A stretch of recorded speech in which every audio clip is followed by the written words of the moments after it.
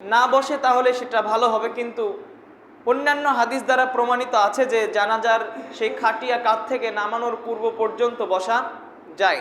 তো দুইটা করলেই হবে, আমরা যে কোনো একটা করতে পারি।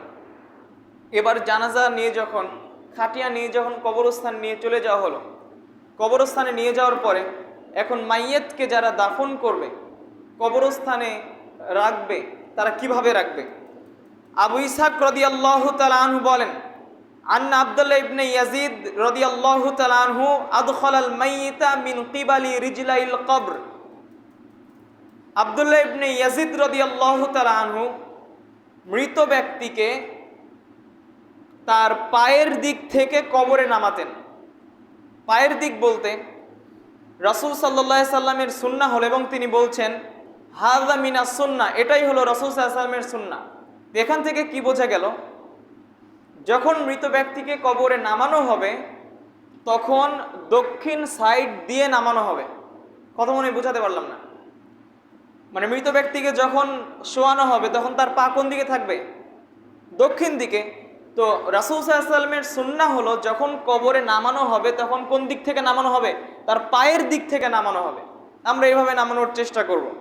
তো যখন আমরা মাইয়েতকে কবরস্থানে নামাবো কবরে, তখন সেই কবরে আমরা কি বলে নামাবো? আব্দুল্লাহ ইবনে উমর রাদিয়াল্লাহু তাআলা আনহু বলেন, রাসূল সাল্লাল্লাহু আলাইহি ওয়াসাল্লাম বলেছেন, ইদা ওয়াদাআতুম মাউতাকুম, যখন তোমরা তোমাদের মাইয়েতকে কবরস্থানে নামাবে, ফিল কবরি ফাকুলু, তখন তোমরা বলো বিসমিল্লাহি ওয়া আলা মিল্লাতি রাসূলিল্লাহ। এই দোয়া পড়ে কবরস্থানে নামাতে রাসূল সাল্লাল্লাহু আলাইহি ওয়াসাল্লাম বলেছেন।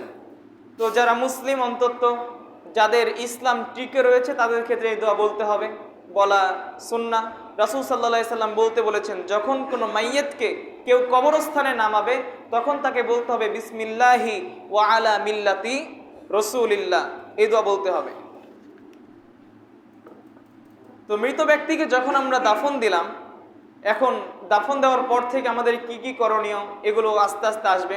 তো প্রথম করণীয়, অনেক সময় দেখা যায় কোনো জায়গা খোঁড়ার সময় কোনো হাড্ডি পাওয়া যায়, কিংবা কেউ বাড়ি করছে, বাড়ি বানানোর সময় অনেক জায়গাতে হাড্ডি পাওয়া যায়, অনেক সময় হাড্ডিগুলো ভেঙে যায়। তো রাসূল সাল্লাল্লাহু আলাইহি সাল্লামের কথা অনুযায়ী বোঝা যায় মৃত ব্যক্তিকে যখন কোনো ব্যক্তি মারা যাবে এবং মৃত্যুর পরে ওই ব্যক্তির হাড্ডি পাওয়া যাবে, তখন ওই হাড্ডিগুলো ভাঙা যাবে না। ভাঙলে কি হবে আমরা হাদিস দ্বারা দেখি। আবু দাউদে হাদিস এসেছে, আয়েশা রাদিয়াল্লাহু তাআলা আনহা বলেন, রাসূল সাল্লাল্লাহু আলাইহি ওয়াসাল্লাম বলেছেন, কাসরু আযমিল মাইয়িতি কা কাসরিহি হাইয়ান, একজন মৃত ব্যক্তির হাড্ডি ভাঙা জীবিত ব্যক্তি হাড্ডি ভাঙার সমান।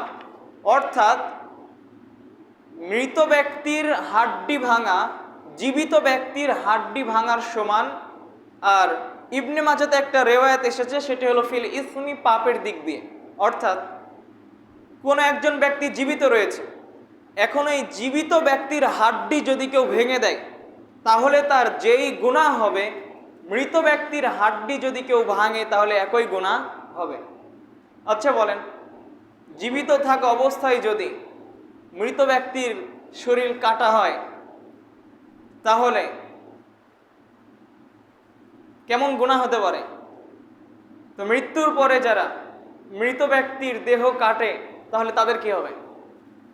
রাসূল সাল্লাল্লাহু আলাইহি ওয়াসাল্লাম এটাই বলছেন, জীবিত থাকা অবস্থায় কোনো ব্যক্তির হাড্ডি ভেঙে দিলাম, আমার যত গুনাহ হবে, মৃত্যুর পরে যদি আমি কারো হাড্ডি ভেঙে দিই তাহলে আমার একই গুনাহ হবে। এজন্য সাবধান। অনেক জায়গাতে কবরস্থান উলটপালট করা হয়, এদিকে সাবধান থাকতে হবে যারা এই কাজগুলো করবে। কিংবা আপনি কোনো জায়গাতে বাড়ি বানাচ্ছেন, যে জায়গাতে বাড়ি রয়েছে আপনি সেই জায়গাতে কবরস্থান, যে জায়গাতে কবরস্থান রয়েছে আপনি সেই জায়গাতে বাড়ি বানায়েন না, অন্য জায়গাতে বাড়ি বানান যদি সম্ভব হয়। আর কোনো জায়গাতে যদি হাড্ডি পাওয়া যায় তাহলে সেই হাড্ডিগুলো ভাঙা যাবে না। এবার একটা আলোচনা বাকি থেকে যায় যে মৃত ব্যক্তিকে তো আমরা কবরে রাখবো, তো কবর হবে কেমন? তো কবর কয়েক প্রকার হতে পারে। যেমন আমাদের এই দিকে যেই কবর দেওয়ার প্রচলন রয়েছে, এমনি সোজা একটা গর্ত, যেমন ধরেন এই মসজিদটা, এরকম হয়ে থাকে। আবার মৃত্যুর কবরের আরেকটা ধরন হলো কবরে লাহাদ। কি? কবরে লাহাদ। এবং রাসূল সাল্লাল্লাহু আলাইহি ওয়াসাল্লামকে কবরে লাহাদে কবর দেওয়া হয়েছে। এবং অনেক সাহাবী আকাঙ্ক্ষা করে গেছেন যে তোমরা আমার জন্য কবরে লাহাদ খুঁড়বা, এটা হলো কবরের একটা ধরন। আবার রয়েছে কবরে শাক। তো কবর আমরা যেভাবে কবর খনন করি এটাও কবর, কবরে লাহাদও কবর, কবরে শাক এটাও কবর। তো কবরে লাহাদটা কি আপনাদেরকে একটু বুঝাই। ধরেন আমরা একটা কবরের মধ্যে আছি, চতুর্দিকে মাটি, আমাদের ছাদ থেকে খনন করে এতদূর পর্যন্ত আসা হয়েছে। এখন কবরের যে পশ্চিম সাইড রয়েছে, এই পশ্চিম সাইড একটু নিচ দিয়ে খনন করা হবে, মানে ওপরের অংশ কিন্তু বাকি আছে, কিন্তু এই নিচ দিয়ে কি করা হবে, খনন করা হবে, যাতে করে সেই জায়গাতে মৃত ব্যক্তিকে কি করা যায়, ঢোকানো যায়। এখন এই জায়গাতে খনন করতে করতে ধরুন ওই পর্যন্ত আসা হলো, তারপরে মৃত ব্যক্তিকে এই কবরস্থানে নামিয়ে পশ্চিম দিকে মুখ থাকবে আর এভাবে ঢুকিয়ে দিবে, মানে কবরে যেভাবে রাখে ওভাবেই রাখবে, কিন্তু ওই সাইডে কি করবে, সাইডে যে খনন করা হয়েছে সেই সাইডটা ঢুকিয়ে দিবে। তারপরে এই যে ফাঁকা জায়গা থাকলো এতটুকুতে কোনো বাঁশ কিংবা কাঁচা ইট দিয়ে ঢেকে দিবে, তারপর যে এতগুলো এমনিতেই গর্ত থাকলো সেই গর্তগুলো মাটি দিয়ে মুজিয়ে দিবে। এটা হলো কবরে লাহাদ। আর কবরের সাক্ষী, এই যে কবরস্থানে একটা খোঁড়া হলো কবর, কবর খোঁড়ার পরে মাঝখানে আবার একটু খনন করে সেই জায়গাতে মাইয়েতকে ঢুকিয়ে দেওয়া। আবার আমরা এরকম মনে করব না যদি এই জায়গাতে মাইয়েতকে ঢুকিয়ে দেওয়া হয় তাহলে মুনকির নাকির যখন এসে তাকে উঠাবে তখন সে কিভাবে উঠবে, তার মাথার ওপর তো মাটি। তা আমরা এটা মনে করবো না যে আমাদের বাড়ির পাশে যে কবরস্থান রয়েছে এটাই কবর, ওটা আরেকটা জগৎ। আমরা যেমন একসময় রুহের জগতে ছিলাম, তারপরে মাতৃগর্ভে ছিলাম, এখন আমরা যেমন দুনিয়ার জগতে এসেছি, অনুরূপভাবে কবরও একটা কি জগৎ। এই কবরস্থানে যে মাইয়েতকে উঠানো হচ্ছে, মুনকির নাকির এসে জিজ্ঞেস করছে, কিংবা এই কবর যে 70 হাত প্রশস্ত হয়ে গেছে, জান্নাতের সাথে এক হয়ে গেছে, তো কবর যদি আমরা খনন করি এগুলো কি দেখতে পাবো? এগুলো দেখতে পাবো না। এটা হলো কবরের আরেকটা জগৎ। তো এটা হলো কবরে লাহাদ, যেই কবরে রাসূল সাল্লাল্লাহু আলাইহি সাল্লামকে কি করা হয়েছে, মাটি দেওয়া হয়েছে। আমাদের এইদিকে কিন্তু কবরে লাহাদ এটা প্রচলন নেই। তো যেটা আছে এটাই ভালো। যদি কবরে লাহাদ খনন করা সম্ভব হয়, মাটি যদি শক্ত হয়, তাহলে কবরে লাহাদ করা ভালো, কেননা রাসূল সাল্লাল্লাহু আলাইহি সাল্লামকে কবরে লাহাদে মাটি দেওয়া হয়েছে। মাটি যদি নরম হয়, বালু মাটি হয়, তাহলে কিন্তু ঢুসে যাবে নিচ দিকে খনন করতে লেগে। তো কবরে লাহাদ যদি কেউ করে এটা উত্তম। আবার যদি কেউ সাধারণ কবর করে এতে কোনো সমস্যা নেই। তো কবরে লাহাদের ব্যাপারে বলছে, সাঈদ বিন আবু ওয়াক্কাস রাদিয়াল্লাহু তাআলা আনহু বলেন, ইলহাদু লি লাহদান, তোমরা আমার জন্য কবরে লাহাদ খনন করো, ওয়ানসিবু আলাইয়া লাবানা নসবান, এবং সেই কবরে লাহাদে তোমরা ইট স্থাপন করো, কামা সুনিআ বি রাসূলিল্লাহি সাল্লাল্লাহু আলাইহি ওয়াসাল্লাম, যেমনভাবে রাসূল সাল্লাল্লাহু আলাইহি সাল্লামের জন্য কবরে লাহাদ খনন করা হয়েছে এবং কবরে লাহাদে কাঁচা ইট দেওয়া হয়েছে। অর্থাৎ সাঈদ বিন আবু ওয়াক্কাস রাদিয়াল্লাহু আনহু তিনি আকাঙ্ক্ষা করছেন যে রাসূল সাল্লাল্লাহু আলাইহি সাল্লামকে যেমনভাবে কবরে লাহাদে কবর দেওয়া হয়েছে, অনুরূপভাবে তোমরা আমাকেও কি করো, কবরে লাহাদে তোমরা কবর দাও। তো কবরে লাহাদেটা ভালো। এরপরে আমরা আসি, যখন আমরা মাইয়েতকে কবরস্থানে কবর দিলাম, তো আমরা কি সেই কবরের ওপরে প্লাস্টার করতে পারবো? ইট দিয়ে চারিদিকে ঘিরে দিলাম, একটা কবরের মতো আকৃতি আমরা বানালাম, আমরা কি এটা করতে পারবো? কিংবা কবরস্থানের ওপরে আমরা একটা মাজার বানিয়ে দিলাম, কয়েকতলা, একতলা দুইতলা বাড়ি বানালাম, এগুলো কোনো ভিত্তি স্থাপন করা যাবে কিনা? কিংবা কবর আমরা কতটুকু উঁচু করব? বাইহাকিতে হাদিস এসেছে, জাবির রাদিয়াল্লাহু তাআলা আনহু বলেন, রুফিয়া কবরুহু আনিল আরদি কদরা শিবরিন, তো কবরকে 1 বিঘত সমপরিমাণ উঁচু করা হয়েছে। এই হাদিসদের দ্বারা আমরা বুঝতে পারি যে যখন আমরা মাইয়েতকে দাফন করব তখন আমরা সেই দাফনের উপরে কত ইঞ্চি উঁচু করব, আমরা 1 বিঘত সমপরিমাণ উঁচু করব, যাতে বোঝা যায় এই জায়গাটুকু কবরস্থান, এমনি সাধারণ মাটি নয়। এই জন্য আমরা স্বাভাবিকভাবে হালকা উঁচু করব। কিন্তু কবরের ওপরে কোনো প্লাস্টার করা যাবে না, কিংবা ইট দিয়ে ঘেরা যাবে না, কোনো কিছু করা যাবে না। রাসূল সাল্লাল্লাহু আলাইহি সাল্লাম কঠিনভাবে নিষেধ করেছেন। মুসলিমের হাদিস, নাহা রাসূলুল্লাহ সাল্লাল্লাহু আলাইহি ওয়াসাল্লাম আইয়ুজাসসাল কবর ওয়া ইয়াকুদ আলাইহি ওয়া ইউবনা আলাইহি, রাসূল সাল্লাল্লাহু আলাইহি ওয়াসাল্লাম কবরকে প্লাস্টার করতে নিষেধ করেছেন, কবরের ওপরে বসতে নিষেধ করেছেন, কবরের ওপরে কিছু নির্মাণ করতে নিষেধ করেছেন। কবর প্লাস্টার করা নিষেধ, কবরের ওপরে বসা নিষেধ এবং কবরের ওপরে কোনো কিছু নির্মাণ করা নিষেধ। রাসূল সাল্লাল্লাহু আলাইহি ওয়াসাল্লামের ওই হাদিস যেখানে আলী রাদিয়াল্লাহু তাআলা আনহুকে তিনি কঠোরভাবে বলছেন, আলী শোনো, লা তাদা তিমসালান ইল্লা তামাস্তাহু, তুমি ছাড়বে না কোনো ছবি মূর্তি, সকল ছবি মূর্তিকে তুমি ভেঙে খান খান করে দাও। ওয়ালা কবরান মুশরিফান ইল্লা সাওয়াইতাহু, এবং তুমি ছাড়বে না কোনো উঁচু কবর, সকল উঁচু কবরকে তুমি সমান করে দাও। এখানে রাসূল সাল্লাল্লাহু আলাইহি ওয়াসাল্লাম কঠোরভাবে আলী রাদিয়াল্লাহু তাআলা আনহুকে আদেশ করছেন, অথচ আমাদের দেশে কি দেখা যায়? আপনাদের ঘুম এসে গেল যে? কার কার ঘুম আসছে আপনাদের? তো আপাতত কিছুক্ষণ শোনেন। তো আমাদের দেশে কি দেখা যায়, অনেক জায়গাতে, আপনাদের এইদিকে হয়তো বা নেই, আহলে হাদিস এলাকা, কিন্তু অনেক জায়গাতে দেখা যায় সাধারণ কবরের চারিপাশে ঘেরা হয় এবং সেই জায়গাতে কি করা হয়, এরকম করে গম্বুজের মতো করে হালকা উঁচু করা হয়। ঠিক নয়। আবার যেগুলো মাজার রয়েছে সেই জায়গাতে তো কবরে সালাত আদায় করা হয়, মানে কবরকে তারা মসজিদ বানিয়ে নিয়েছে। এগুলো একেবারে বাড়াবাড়ি এবং শিরক। কবরের উপরে এরকমভাবে কোনো ভিত্তি স্থাপন করা যাবে না, এবং রাসূল সাল্লাল্লাহু আলাইহি ওয়াসাল্লাম বলছেন সেগুলোকে ভেঙে দিতে। কেউ যদি সক্ষম হয় তাহলে তাদের উচিত এই কবরগুলোকে ভেঙে দেওয়া। আপনাদের গ্রামে যদি থাকে, আছে নাকি জানি না, আশা করি নেই, যদি থাকে তাহলে আপনাদের নেতৃত্বে ওই কবরকে কি করতে হবে, ভেঙে দিতে হবে। মনে কোনো কষ্ট নেওয়া যাবে না, ভেঙে দিচ্ছি আমার বাপের কবর, এরকম মনে কষ্ট নেওয়া যাবে না, একেবারে ভেঙে দিতে হবে।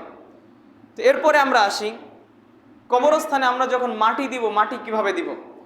আমির বিন রবি রাদিয়াল্লাহু তাআলা আনহু বলেন, আন্নার নবী সাল্লাল্লাহু আলাইহি ওয়াসাল্লাম সাল্লা আলা উসমান ইবনে মাযুম, রাসূল সাল্লাল্লাহু আলাইহি ওয়াসাল্লাম উসমান বিন মাযুম রাদিয়াল্লাহু তাআলা আনহুর জানাজার সালাত আদায় করলেন। ওয়াতাল কবর, এবং কবরস্থানে আসলেন। ফাহাসা আলাইহি সালাসা হাসায়াতিন, এবং তার কবরের উপরে তিনি 3 মুষ্টি মাটি দিলেন, 3 অঞ্জলি মাটি। অর্থাৎ আমরা যখন কবরস্থানে মাটি দিব তখন 2 হাত দিয়ে মাটি নিয়ে আমরা কবরস্থানে দিয়ে দিব, যা আমরা জানি। রাসূল সাল্লাল্লাহু আলাইহি সাল্লাম অন্য সাহাবীর কবরে এমনটি করেছেন। এরপরে যখন একজন মৃত ব্যক্তিকে দাফন করা হয়ে গেল তখন আমরা সকলে চারিদিকে দাঁড়িয়ে কবরকে ঘেরাও করে আমরা মোনাজাত শুরু করব নাকি? কি বলেন আপনারা? আমরা কি করব? রাসূল সাল্লাল্লাহু আলাইহি সাল্লাম শিক্ষা দিচ্ছেন, আবু দাউদের হাদিস, উসমান রাদিয়াল্লাহু তাআলা আনহু বলেন, কানা রাসূলুল্লাহ সাল্লাল্লাহু আলাইহি ওয়াসাল্লাম ইযা ফারাগা মিন দাফনিল মাইয়িত, যখন রাসূল সাল্লাল্লাহু আলাইহি সাল্লাম কোন মাইয়িতকে কবর দেওয়া শেষ করতেন, ওয়াকাফা আলাইহি, তিনি সেই কবরস্থানে দাঁড়িয়ে যেতেন, ওয়াকালা, এবং তিনি বলতেন, ইস্তাগফিরু লিআখিকুম, তোমরা তোমাদের ভাইয়ের জন্য ক্ষমা প্রার্থনা করো, ওয়াসালু লাহু তাসবিত, এবং তার জন্য অটলতা, তা সে যেন প্রশ্নের উত্তর দিতে পারে, এটা তোমরা আল্লাহর কাছে চাও। ফাইন্নাহুল আন ইউসআল, কেননা এখনই তাকে প্রশ্ন করা হচ্ছে। এই হাদিস দ্বারা প্রমাণিত হয় রাসূল সাল্লাল্লাহু আলাইহি ওয়াসাল্লাম বলছেন, যখন কোনো ব্যক্তির কবর দেওয়া শেষ হয়ে যাবে সেই কবরস্থানের উপরে দাঁড়াতে হবে এবং যারা রয়েছে তাদেরকে পৃথক পৃথকভাবে ক্ষমা চাইতে হবে, এবং কবরে যে ব্যক্তি রয়েছে ওই ব্যক্তি যেন প্রশ্নের উত্তর দিতে পারে, এই জন্য আল্লাহ তাআলার কাছে দোয়া করতে হবে। আল্লাহুম্মা গফির লাহু ওয়া সাব্বিতহু, কি বলতে হবে? আল্লাহুম্মা গফির লাহু, এর দ্বারা ইস্তেগফার করা হয়, আল্লাহ তুমি তাকে ক্ষমা করো, ওয়া সাব্বিতহু, এবং কবরে তুমি তাকে অটল রাখো, সে যেন সকল প্রশ্নের উত্তর দিতে পারে। এই জন্য আমাদের সকলকে বলতে হবে, সকলে বলেন আল্লাহুম্মা গফির লাহু ওয়া সাব্বিতহু, এটা সকলে মুখস্থ করে নেবেন।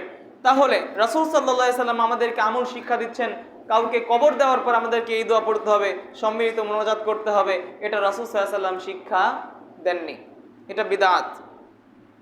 এবার আমরা আসি কবর জিয়ারতের ব্যাপারে। রাসূল সাল্লাল্লাহু আলাইহি সাল্লাম আমাদেরকে কবর জিয়ারত করতে বলেছেন, মহিলাদেরকে কবর জিয়ারত করতে বলেছেন, নাকি আমরা কবর জিয়ারত করব না? বুরাইদা রাদিয়াল্লাহু তাআলা আনহু বলেন, ক্বালা রাসূলুল্লাহি সাল্লাল্লাহু আলাইহি সাল্লাম, রাসূল সাল্লাল্লাহু আলাইহি ওয়াসাল্লাম বলেছেন, কুনতু নাহাইতুকুম আন জিয়ারাতিল কুবুরি, আমি তোমাদেরকে কবরস্থান জিয়ারত করা হতে নিষেধ করেছিলাম, ফাজুরুহা, এখন তোমরা কবর জিয়ারত করো। আমি তোমাদেরকে কবর জিয়ারত করতে নিষেধ করেছিলাম, এখন তোমরা কবর জিয়ারত করো। রাসূল সাল্লাল্লাহু আলাইহি সাল্লাম এক সময় কবর জিয়ারত করতে নিষেধ করেছিলেন, পুরুষ নারী সকলকে। এরপরে রাসূল সাল্লাল্লাহু আলাইহি সাল্লাম অনুমতি দিলেন, ফাজুরুহা, তোমরা কবরস্থান জিয়ারত করো। অন্য হাদিসে রাসূল সাল্লাল্লাহু আলাইহি সাল্লাম নাহা রাসূলুল্লাহ সাল্লাল্লাহু আলাইহি সাল্লাম আনিল যাওয়ারাতিল কুবুর, যেই সকল মহিলারা অধিক বেশি বেশি কবর জিয়ারত করে তাদেরকে রাসূল সাল্লাল্লাহু আলাইহি সাল্লাম কবর জিয়ারত করতে নিষেধ করেছেন, এটা হাদিস। তো ওই হাদিসে রয়েছে যাওয়ারাত। যাওয়ারাত বলতে বোঝায় যারা অধিক বেশি বেশি কবর জিয়ারত করে, এবং কবর জিয়ারত করতে গিয়ে যেই সকল মহিলারা ভেঙে পড়ে কান্নাকাটি করে, তো ওই সকল মহিলাদেরকে রাসূল সাল্লাল্লাহু আলাইহি সাল্লাম কবর জিয়ারত করতে কি করেছেন? নিষেধ করেছেন। এরপর রাসূল সাল্লাল্লাহু আলাইহি সাল্লাম পরবর্তীতে সকলকে অনুমতি দিয়েছেন। তো মূল মাসআলা এতটুকুই, মহিলারা কবরস্থানে খুব কম যাবে, অনেক দিন পর পর কবর জিয়ারত করতে যাবে, তবে কবরস্থানে যেতে পারে, মহিলাদেরকে নিষেধ করা যাবে না। আর পুরুষেরা স্বাভাবিকভাবে যেতে পারে। কেন পুরুষেরা মহিলারা সকলকে রাসূল সাল্লাল্লাহু আলাইহি সাল্লাম কবর জিয়ারত করতে বললেন? রাসূল সাল্লাল্লাহু আলাইহি সাল্লাম বলছেন, ফা ইন্নাহা তুযাক্কিরুল আখিরা, কেননা কবর জিয়ারত করার মাধ্যমে এই জিয়ারত তোমাদেরকে আখিরাতের কথা স্মরণ করিয়ে দেয়। আমরা দুনিয়াতে থাকতে থাকতে, দুনিয়ার এই চাকচিক্যের মধ্যে থাকতে থাকতে আমরা আখিরাতকে কি করেছি? ভুলে গেছি। আমাদের আখিরাত মনে নেই, মৃত্যুবরণ করতে হবে এটা আমরা ভুলে গেছি, আমাদের স্মরণ নেই। কিন্তু যখন আমরা মাঝে মাঝেই কবর জিয়ারত করব, তখন আমাদের কি হবে? আখিরাত স্মরণ হবে। এই কবর আমাদেরকে স্মরণ করিয়ে দিবে যে আমার কাছে তোমাকে একদিন আসতে হবে। এরপর রাসূল সাল্লাল্লাহু আলাইহি সাল্লাম বলছেন, ওয়া তুজাহিদু ফিদ দুনিয়া, এবং তোমাদেরকে দুনিয়া বিমুখ করবে। আমরা যেমন দুনিয়ার জন্য সকল কিছু করি, টাকা পয়সা অর্থ উপার্জন করার জন্য জীবনের অধিকাংশ সময় ব্যয় করছি, আমরা কতটুকু ইবাদতে কাটাই। তো রাসূল সাল্লাল্লাহু আলাইহি সাল্লাম বলছেন, তোমরা কবর জিয়ারত করো, তাহলে এই কবর তোমাদেরকে দুনিয়া বিমুখ করবে। তোমরা যে দুনিয়ার মোহে পতিত হয়ে আখিরাতকে ভুলে গেছো, তো কবর জিয়ারত করলে তোমাদেরকে কবর আখিরাতের কথা স্মরণ করে দিবে, দুনিয়া বিমুখ করবে। এজন্য কবর জিয়ারত করতে হবে। এবার মৃত ব্যক্তির যারা আত্মীয় স্বজন রয়েছে, যারা ভেঙে পড়ে কান্নাকাটি করে, এদের ব্যাপারে রাসূল সাল্লাল্লাহু আলাইহি সাল্লামের কয়েকটি হাদিস। আবু সাঈদ খুদরি রাদিয়াল্লাহু তাআলা আনহু বলেন, রাসূল সাল্লাল্লাহু আলাইহি ওয়াসাল্লাম লানত করেছেন, লানা রাসূলুল্লাহি সাল্লাল্লাহু আলাইহি ওয়াসাল্লাম, রাসূল সাল্লাল্লাহু আলাইহি ওয়াসাল্লাম লানত করেছেন আন-নাহিয়াতা ওয়াল মুস্তামিআতা, যেই সকল মহিলারা কান্নাকাটি করে, বিলাপ করে, এবং যারা ওই মহিলাদের বিলাপ শুনে তাদের সকলকে। এই জায়গাতে রাসূল সাল্লাল্লাহু আলাইহি সাল্লাম স্ত্রী লিঙ্গ ব্যবহার করেছেন, স্ত্রীবাচক শব্দ নাহিয়াতা, অর্থাৎ সাধারণত পুরুষেরা যদি কেঁদেও থাকে তাহলে মহিলাদের মতো অত অস্থির হয়ে কাঁদে না। এই জন্য রাসূল সাল্লাল্লাহু আলাইহি সাল্লাম বললেন, যারা বিলাপ করে তাদের প্রতি লানত। বিলাপ কিভাবে হবে?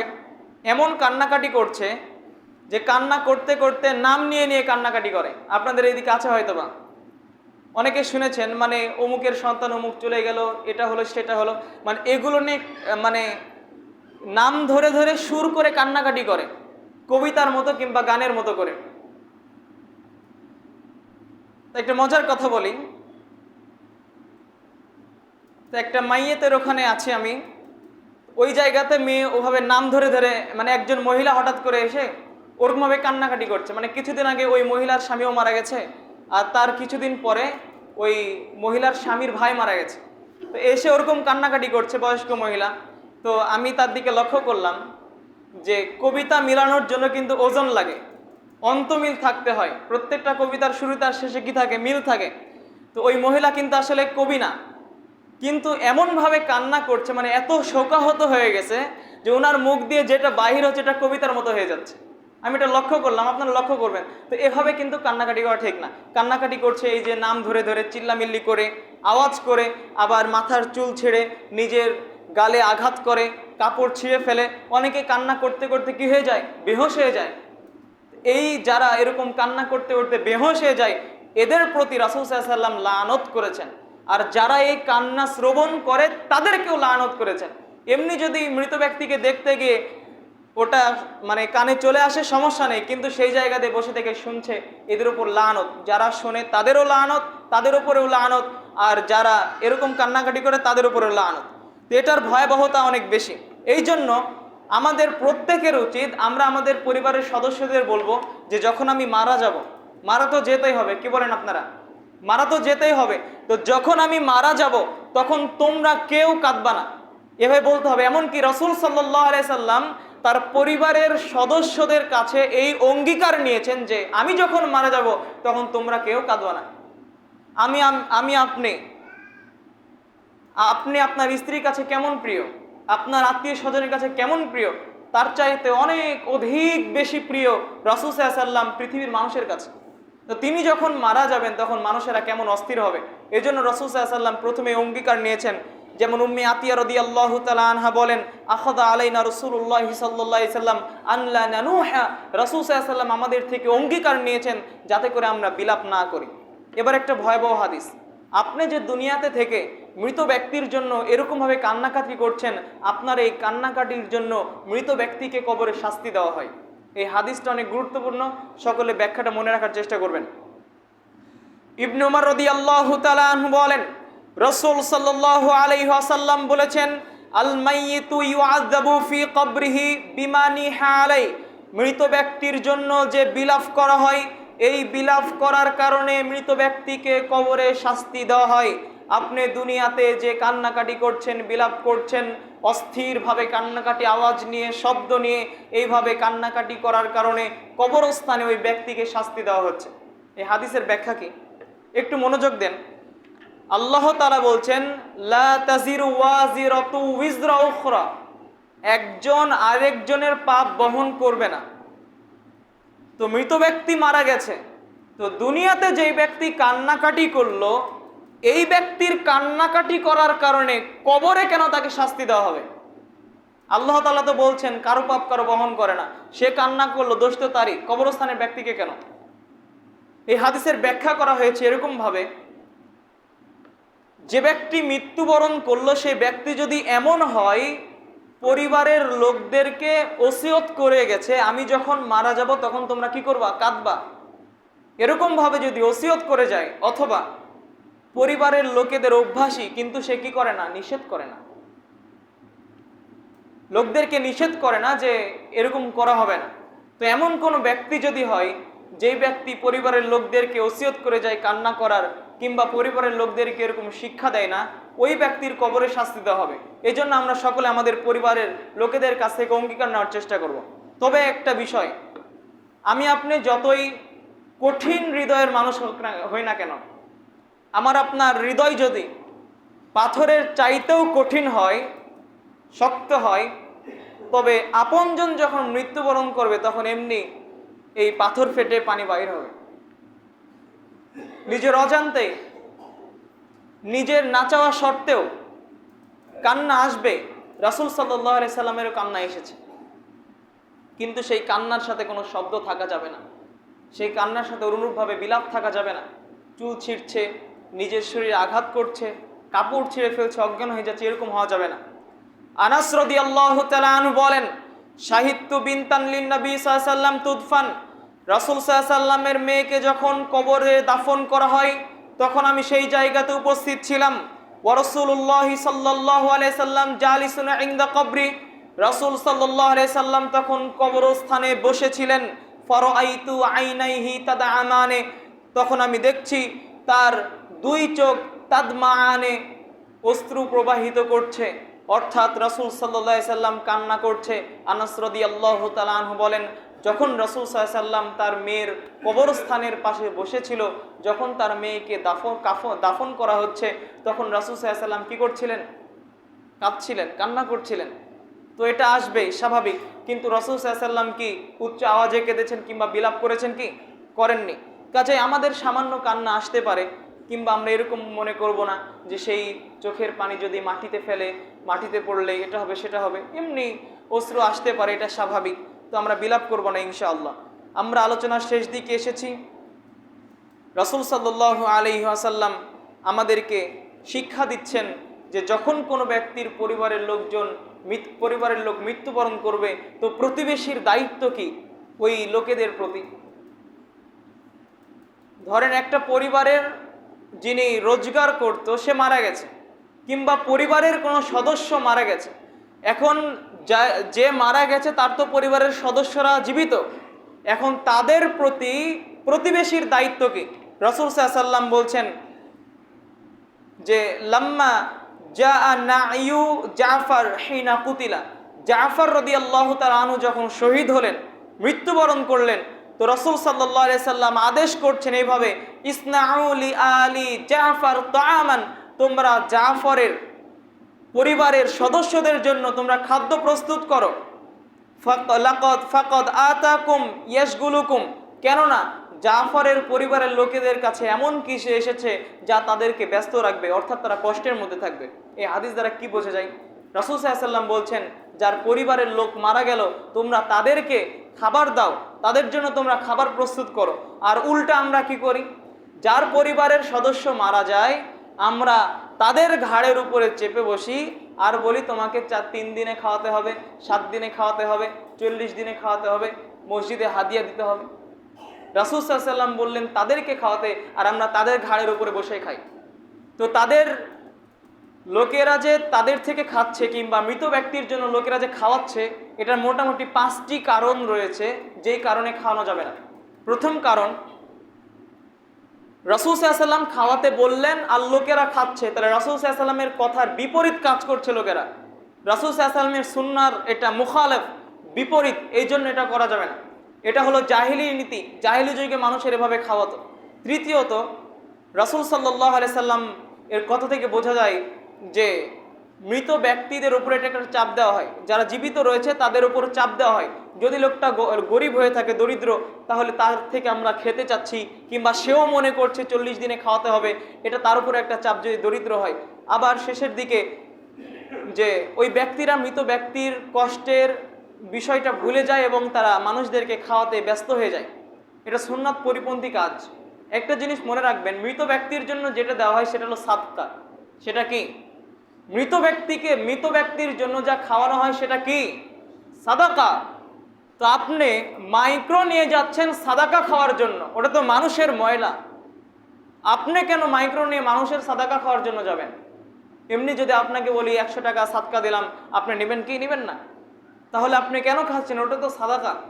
যারা দরিদ্র তারা খাবে মৃত ব্যক্তির জন্য, কিন্তু নির্দিষ্ট কোনো দিন করা যাবে না।